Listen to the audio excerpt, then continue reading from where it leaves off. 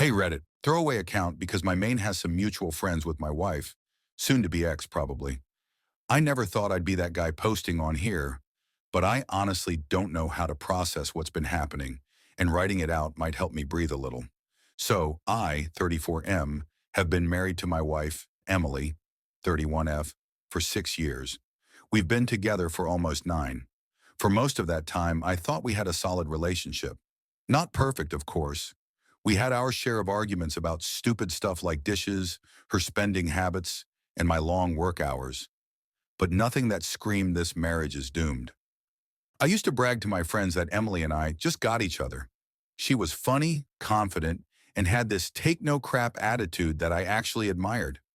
She worked in marketing, so she's super social and always surrounded by people. I used to think it was one of her best traits, that she could walk into any room and instantly make friends. About 6 months ago, though, something started to feel off. Nothing huge at first, just small things that didn't add up. She started staying late at work a lot, which wasn't unusual for her industry, but the frequency started creeping up. Twice a week, then 3 times, then practically every night. When I'd ask about it, she'd sigh like I was being needy and say, "It's campaign season, babe. I told you." We're slammed. And I believed her. I wanted to believe her. But then there were the little things. She started guarding her phone like it was nuclear launch codes. She used to leave it face up on the coffee table, but suddenly it was always face down. She started locking the bathroom door when she showered, even though she'd never done that before. And the attitude, man. Every little thing I said started annoying her. If I asked her to grab dinner together, she'd roll her eyes and say, "Can't you just cook for once?" I'm exhausted. If I tried to hug her from behind while she was cooking, she'd pull away like I'd burned her. I kept telling myself it was stress, that maybe she was just tired, that every marriage has rough patches. But deep down, that quiet little voice, the one you try to drown out because you don't want it to be true, had started whispering, "Something's not right. I wish I'd listened sooner." All right, so here's where things start to unravel. About 3 months ago, I noticed Emily was acting extra secretive with her phone, like even more than before. She'd take it with her when she went to the bathroom, to the laundry room, even when taking out the trash. One night, she fell asleep on the couch after a few glasses of wine. Her phone buzzed on the coffee table, and I swear I wasn't even planning to check it. I just glanced over. The screen lit up, and I saw a message preview from someone saved as Megan Hart Pink. Only, the message didn't sound like something from her best friend Megan. It said, "Can't stop thinking about last night. You taste like heaven."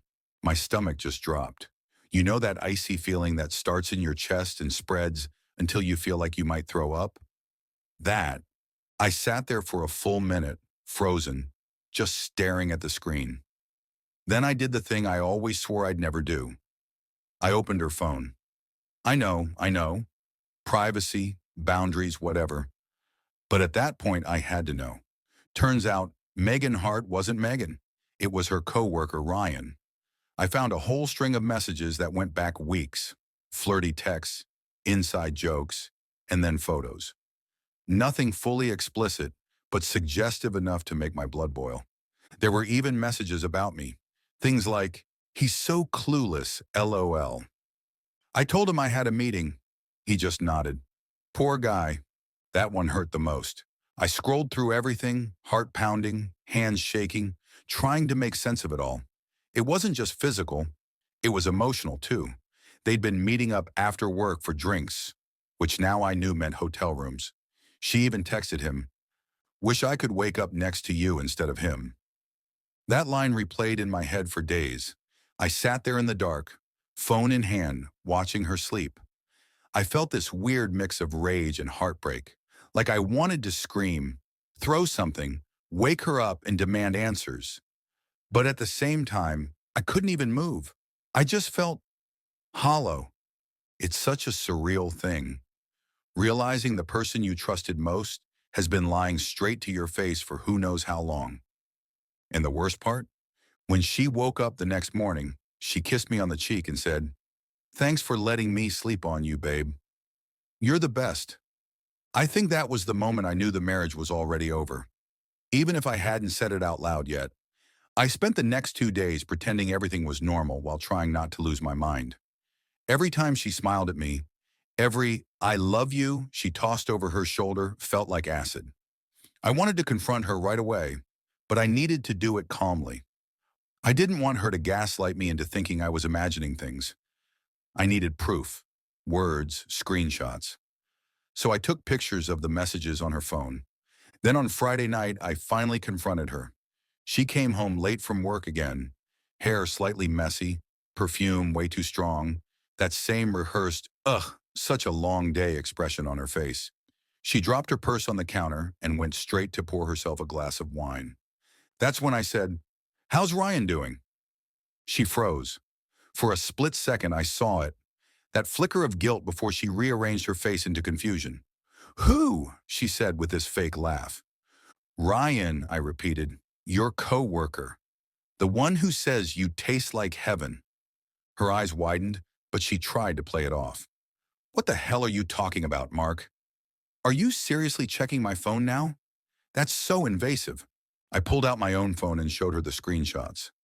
"You mean these messages?" Her face went pale. Then instantly she switched tactics, from denial to deflection. "That's not what it looks like," she said, voice shaky but trying to sound firm.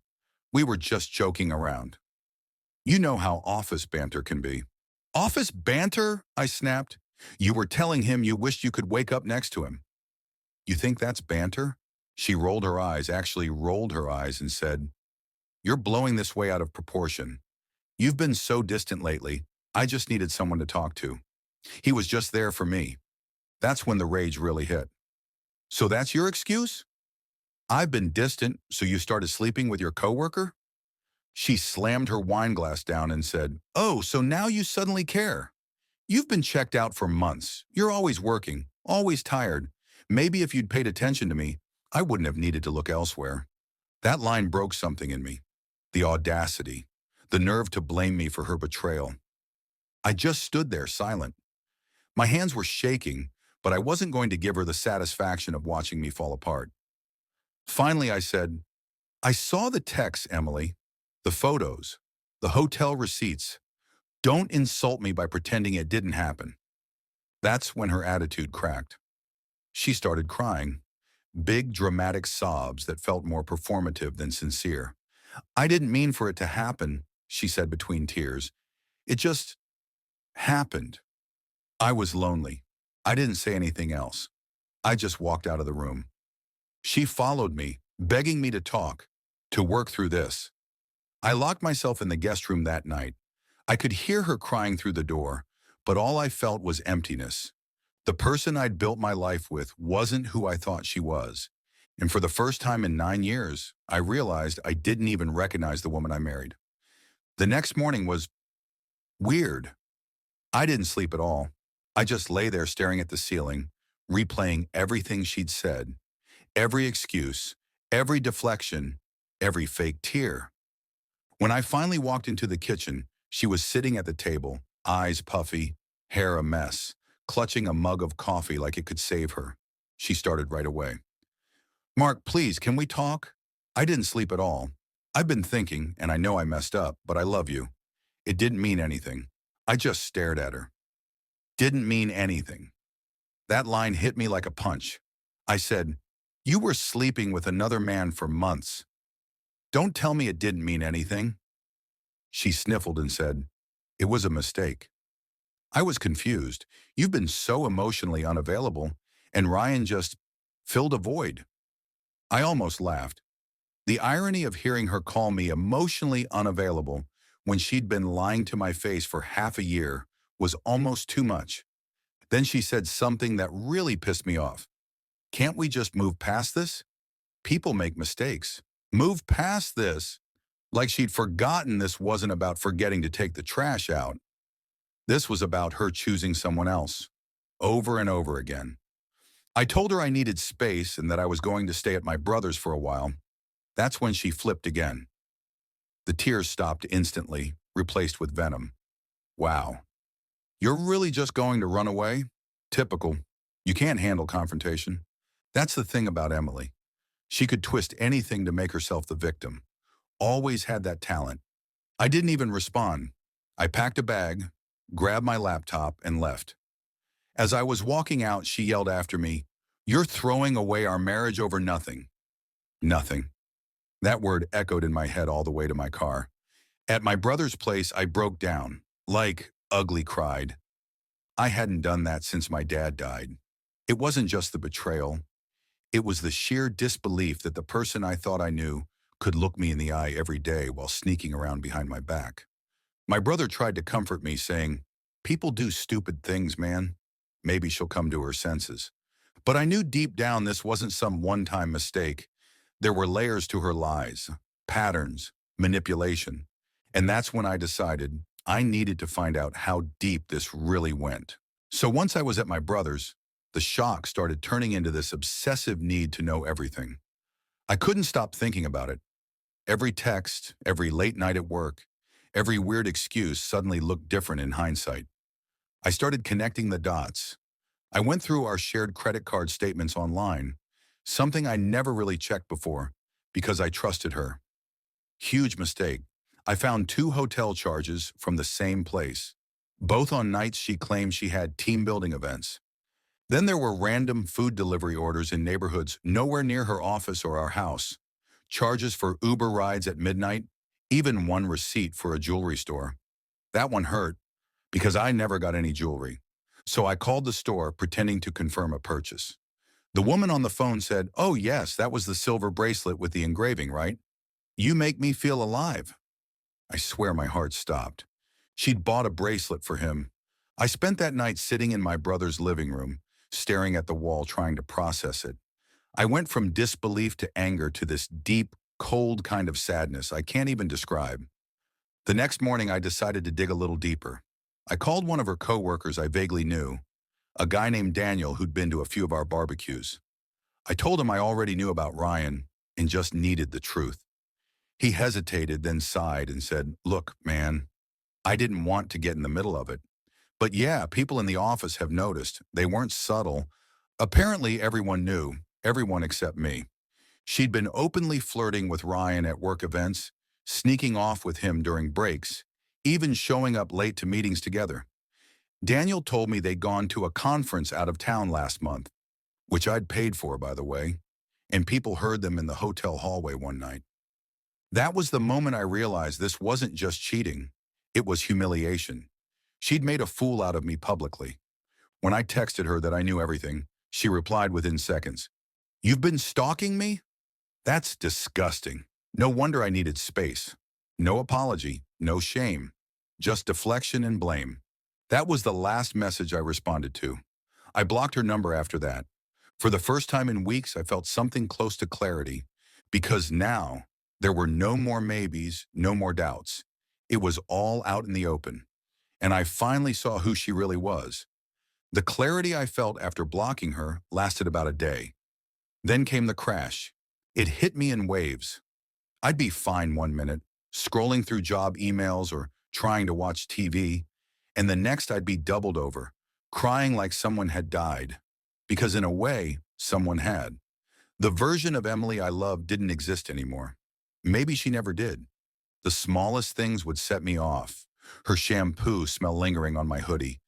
The good morning and notification popping up from a text she'd sent days earlier. Even our wedding photo on my brother's wall. We looked happy, genuine. I couldn't look at it without wanting to tear it down. At first, I told myself I'd just take some time, clear my head, and maybe we'd talk again. But then I remembered her messages, the laughing about how clueless I was, and that fantasy shattered instantly. The anger came next. I'd go for these long, furious walks at night, thinking of everything I should have said during the confrontation. Every lie she told replayed like a broken record. "It didn't mean anything. You're just paranoid. You drove me to it." I'd yell into the empty street, half hoping the universe was listening. Then came the guilt. I started asking myself the same stupid questions every betrayed person does. Was I really that inattentive? Did I miss warning signs? Could I have saved it if I'd been better? My brother caught me one night just sitting on the floor, staring at the wall, holding my wedding ring. He didn't say anything, just sat beside me. Eventually he said, "You didn't deserve this, man. She made her choices. Don't take the blame for her lies." That helped. A little. But still, nights were the worst. I'd lie awake imagining her in bed with him. The same bed we used to share. And it felt like my chest was being crushed. Sleep came in short bursts, dreams full of her face twisting into something unfamiliar. And yet, even in all that pain, a part of me still missed her. That was the most confusing part. You can know someone's bad for you, know they have betrayed you completely, and still ache for them like an addiction you can't shake. I finally booked a therapy session after my brother suggested it. Best decision I've made so far. The therapist told me something that stuck. You're not grieving the loss of your wife. You're grieving the loss of the illusion you had of her. That hit me like a truck. Because she was right. I wasn't missing Emily the person. I was missing the version of her I thought I had. And that realization was the first real step toward letting go. About a week after I blocked her, she found another way to reach me. Email. The subject line was, "Please just read this." I shouldn't have opened it. I know that now. But I did. The message started off all soft and remorseful. "Mark, I know you're hurting. I hate myself for what I did. I've been seeing a therapist too. Please don't give up on us. We've been through so much together. One mistake shouldn't erase everything." One mistake. That phrase again. Like months of lies, deception, and public humiliation could be summed up in two words. Then came the guilt trip. You know I've been struggling emotionally. Ryan was just a distraction, a stupid mistake. He means nothing to me. You mean everything to me. Please don't throw our marriage away over something that can be fixed. And then, the kicker. You've always been so cold lately. I just needed to feel wanted again. So there it was. Another blame shift hidden under fake remorse. I didn't reply, but I'll admit, for a second it worked. The part of me that still loved her, or maybe loved the idea of her, started whispering, what if she really is sorry? What if this was a wake-up call? That thought tortured me for days. Then she showed up at my brother's house, unannounced. She looked like hell. Red eyes, messy hair, clutching a half-empty coffee cup. My brother tried to block her at the door, but she pushed past him and started crying the second she saw me. "Please, Mark, can we just talk?" I didn't say anything at first. She started rambling, classic Emily style, saying she'd ended things with Ryan, that it was over, that she realized she'd made the biggest mistake of her life. I asked her, "When did you end it?" She hesitated. "A few days ago." So after I caught her, of course. When I pointed that out, she said, "Well, I didn't have a choice after you exposed everything." That was it for me. I laughed. Not out of humor, but disbelief. "You mean you didn't stop because you felt guilty? You stopped because you got caught?" She started crying again, but it wasn't remorse I saw. It was panic, like someone losing control of a situation they thought they could manage. She tried to hug me. I stepped back. "I don't know who you are anymore," I said, "and I'm done being manipulated." That's when her whole tone changed. She wiped her tears, straightened her posture, and said coldly, "Fine. If that's what you want, don't come crawling back when you realize what you've lost." Then she left. I stood there for a long time after the door slammed, trying to catch my breath. I realized she wasn't sorry for hurting me. She was sorry for losing control of me. And in that moment, the last bit of hope I had for our marriage finally died. After she left my brother's house that day, everything went quiet for a while. No calls, no texts, no emails, just silence. And honestly, that silence was louder than any argument we'd ever had. I wish I could say I felt instant relief, that I finally felt free, but the truth is, it hit me harder than I expected. Because even when someone destroys your trust, there's still a hole left where they used to be. I started moving through the days like a zombie. Work, eat, sleep, barely.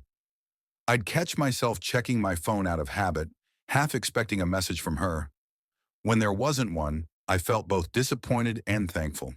It's a strange kind of grief, mourning a person who's still alive but no longer the same. My therapist called it emotional withdrawal. Apparently, your brain treats toxic love like an addiction, and going cold turkey hurts like hell. But what made it worse was the fallout from people around us. A few mutual friends reached out after hearing bits of the story.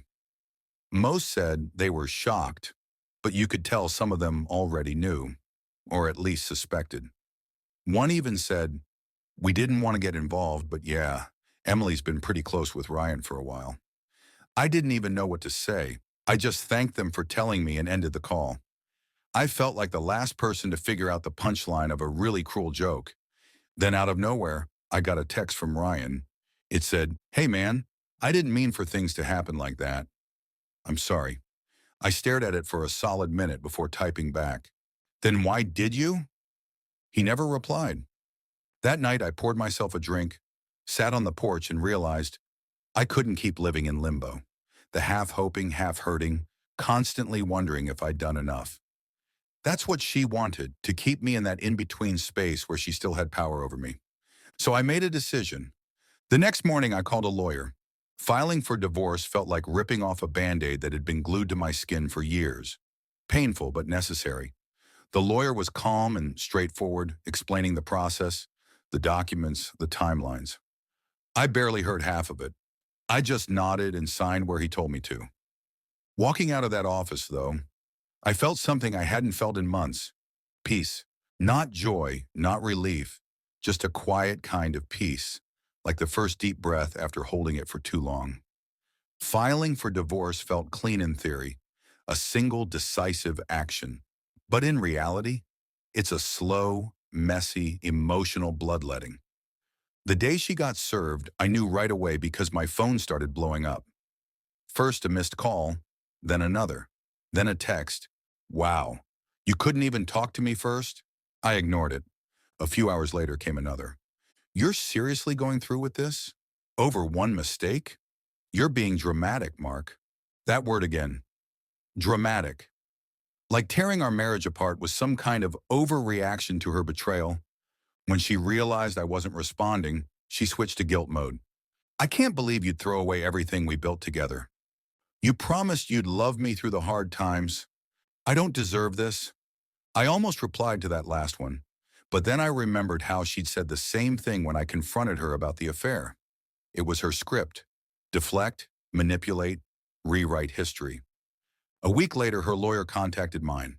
Suddenly, the woman who just wanted to talk things through wanted half of everything. The house, the savings, even my dog, Charlie, who she never cared about until now. My lawyer told me to expect it. "People lash out when they lose control," he said. "She's trying to punish you for walking away." It worked. For a bit, I was furious. Every petty demand felt like a fresh knife twist. But then I realized something. She wasn't fighting for me or even for what we'd built. She was fighting to win. That was her thing. She always had to come out on top, even if it meant burning the whole world down to do it. When we finally saw each other at mediation, it was surreal. She looked put together, calm, almost smug. I, on the other hand, probably looked like I'd aged 10 years. She opened with, "I think we can settle this amicably." I said, "Then stop trying to take the dog." That set her off.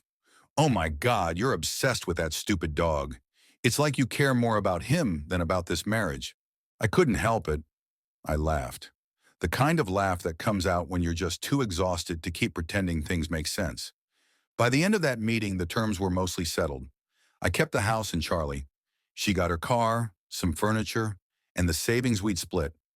As we stood to leave, she looked at me, really looked at me, and said, "You'll regret this. You'll miss me."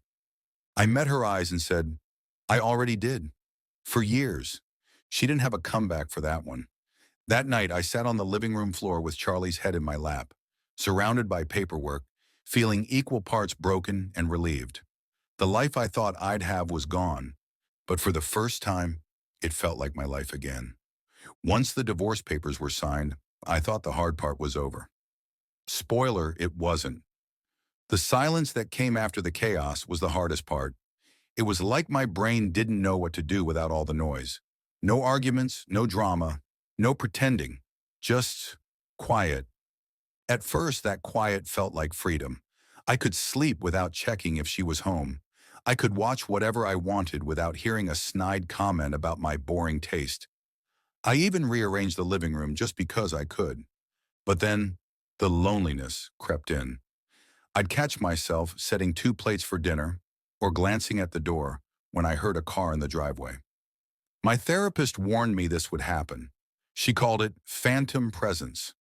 Basically, your brain takes time to unlearn the routines you build around someone. Still, I kept trying. I made small goals. Cook one new meal a week, go for a run every morning, start journaling. I won't lie, most days I failed at all three, but the few times I didn't, it felt like progress.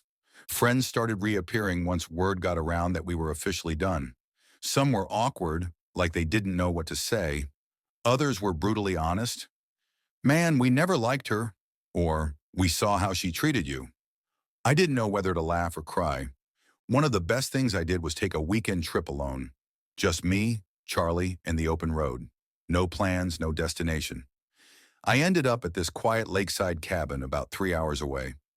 The first night, I sat on the deck with a beer, watching the sunset, and for the first time in months, I felt calm. No anxiety about where she was. No lies to untangle. Just stillness. That weekend changed something. I realized healing wasn't going to be some big aha moment. It was a slow accumulation of small ones. The little bits of peace started to outweigh the pain. I started reading again. I went back to the gym. I even laughed, genuinely laughed, at a stupid meme my brother sent. And slowly I started to feel like me again.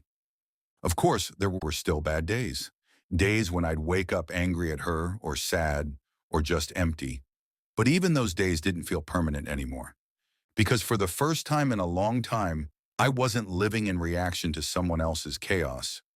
I was building my own quiet, one day at a time. Just when I thought I was finally settling into my new rhythm, Emily pulled another classic move. It started with a text. Simple, short, almost casual. Can we talk? My first reaction was pure reflexive anger. My therapist calls it fight or freeze. I froze. Part of me wanted to reply and tell her exactly what I thought of her. Part of me wanted to delete it and pretend it never happened. I did the latter. But then 3 days later, she showed up at my apartment. No warning, no knock, just standing there in the hallway with her arms crossed, looking like she stepped out of a magazine, but also like she was ready for a fight. "Mark, we need to talk," she said. I felt my chest tighten. I almost laughed. "About what? How you ruined our marriage? How you lied to me? Or how you made a fool out of me for months?" She rolled her eyes. "I'm not here to fight. I, I've realized I made a huge mistake. Ryan, it's over. I want us back." And there it was. The old Emily, the one who always tried to pull me back in, twisting guilt and desire into a weapon. I felt a mix of things. Rage, sadness, disgust, and ridiculously, a twinge of nostalgia. That part of me that still remembered the woman I thought I loved. I told her flat out, "No, I'm not going to fall for that again. I'm done being manipulated." She tried the guilt angle next. "But we have history. Don't you want to fight for us?" I just shook my head. History isn't a reason to let someone hurt you repeatedly. You broke us. You chose someone else. That's on you, not me. Her face twisted with anger, then desperation. She started yelling, calling me cold, saying I'd regret this. But I didn't flinch. I didn't argue. I just let her leave. And when the door slammed behind her, I realized something huge. For the first time, I wasn't sad. I wasn't angry. I wasn't wishing things were different. I was free. It wasn't happiness yet, not fully, but it was something close. Peace. Closure. After that last confrontation, I finally felt like I could breathe again. Like really breathe. Not the shallow, panicked kind I'd been doing for months, but deep, slow, life-giving breaths. I started small. Weekends were mine again. I went for long runs in the morning, something I hadn't done since before Emily and I got married. I tried new restaurants, even went to a painting class on a whim. Total cliche, I know, but it felt good to create something that was just mine. Charlie became my anchor. That little guy has this way of forcing you to stay present. Walks, playtime, cuddles. Every time I came home exhausted from work or therapy, he reminded me that life wasn't over. I also started reconnecting with friends I'd lost touch with. People I realized had been there the whole time, quietly supportive, waiting for me to emerge from the fog. We went camping, went to concerts, even started a weekly poker night. Small joys, but they added up. Work too felt different. I wasn't just grinding to distract myself, I actually enjoyed it. I started taking on projects I was passionate about, not just ones that paid the bills. It felt like reclaiming pieces of myself I'd put on hold for years. And slowly, almost imperceptibly, I started laughing again. Not the polite chuckle at a joke or the forced smile kind of laugh. Full-on belly laughs with friends, late-night giggles with my brother, the kind of laugh that makes your stomach hurt and your chest feel lighter. I even dated casually, tentatively at first. Just coffees, walks, small conversations, nothing serious. I realized I wasn't ready for anything big, and that was okay. I needed to learn who I was outside of a relationship, outside of Emily. The point is, I was rebuilding, brick by brick, slowly but deliberately. And for the first time in years, the future felt like mine to shape, not something defined by someone else's lies. Looking back now, it's hard to even recognize the person I was during all of it. Naive, trusting, maybe even a little complacent. I gave someone my whole world, and she treated it like it was disposable.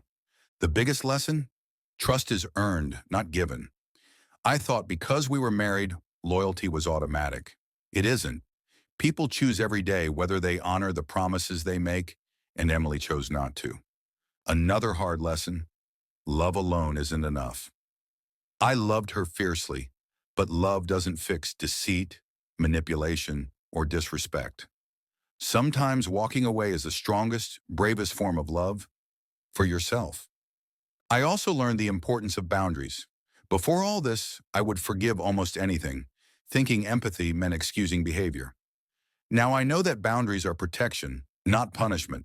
They define what you will and won't accept, and they keep people like Emily from hurting you again. Therapy helped me understand emotional patterns. I saw how she manipulated, how I rationalized, how I gave too many chances. I don't feel guilty about staying as long as I did. I was human, trusting someone I loved, but I now know how to recognize red flags and trust my instincts. Lastly, I learned the most bittersweet lesson. You can survive heartbreak and betrayal and come out stronger. It hurts. It shatters your assumptions about people and love. But with time, reflection, and deliberate action, you can rebuild a life that's yours, one where you are valued and safe.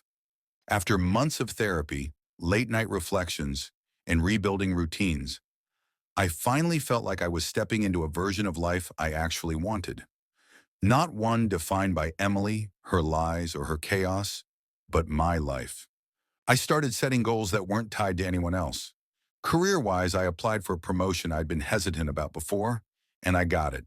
Financially, I focused on building security for myself and Charlie, creating a little nest egg that was mine alone.